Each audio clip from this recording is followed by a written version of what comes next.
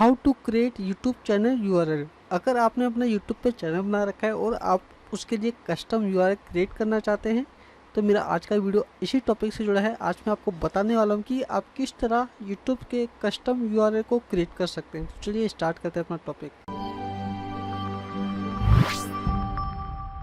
जैसा कि आप सभी को मालूम ही है कि यूट्यूब अपने इंटरफेस को कुछ ना कुछ चेंज करता रहता है और अब काफ़ी सारे बदलाव इसके अंदर हो चुके हैं। अगर आपने यूट्यूब पर चैनल बना रखा है और आप अपने यूट्यूब चैनल के लिए कस्टम यूआरएल क्रिएट करना चाहते हैं, जैसा कि देखिए मेरा है youtube.com और यहाँ आगे मयंक भारद्वाज लिखा है।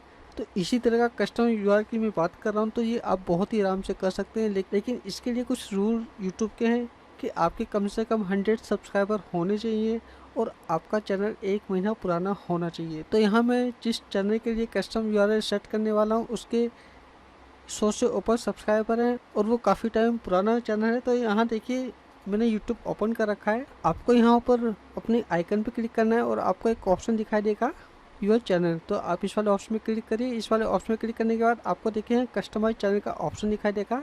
तो देन आपको यहाँ कस्टमाइज चैनल वाले ऑप्शन में क्लिक करना है। जब आप यहाँ कस्टमाइज चैनल वाले ऑप्शन में क्लिक करेंगे, यहाँ आपको 3 तरह के ऑप्शन दिखाई देते हैं। फर्स्ट होता है लेआउट और सबसे लास्ट में आपको एक ऑप्शन दिखाई देगा बेसिक इन्फो। तो आपको इसी वाले ऑप्शन पे क्लिक करना है।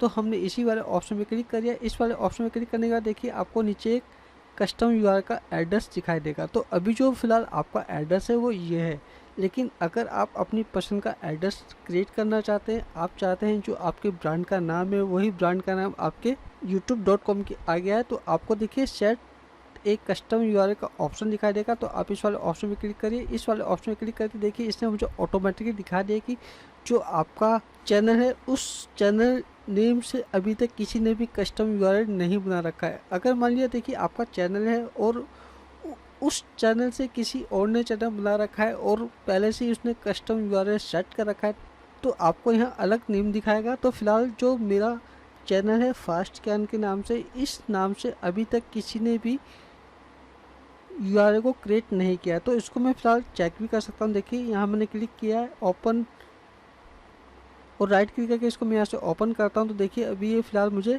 कोई भी नेम नहीं दिखा रहा है। लेकिन अगर देखिए यहाँ मैं अपना जो मेरा चैनल है उसका नाम लिखूँगा, यहाँ मैं मयंक भारद्वाज लिखता हूँ और एंटर करता हूँ, तो मेरे जो चैनल है उसने मुझे मेरे नाम का चैनल दिखा दिया। तो आप पहले ये देख लीजिए कि जो आपका चैनल नेम है वो किसी ने यूज कर रखा है नहीं कर रखा है। अगर देखिए किसी ने यूज कर रखा है तो यहाँ आपको अलग दिखाएगा, और अगर आपको ये नाम पसंद नहीं आता मैं जो भी नाम वो दिखाए तो आप यहाँ से कस्टम भी सेट कर सकते हो। तो फिलहाल जो मेरा नेम है मैं उसे ही सिलेक्ट करूँगा, क्योंकि मैं चाहता हूँ कि जो मेरे चैनल का नेम है उसी नेम से मेरा एक कस्टम यूआरएल क्रिएट हो। तो यहाँ देखिए मैंने क्लिक कर लिया है।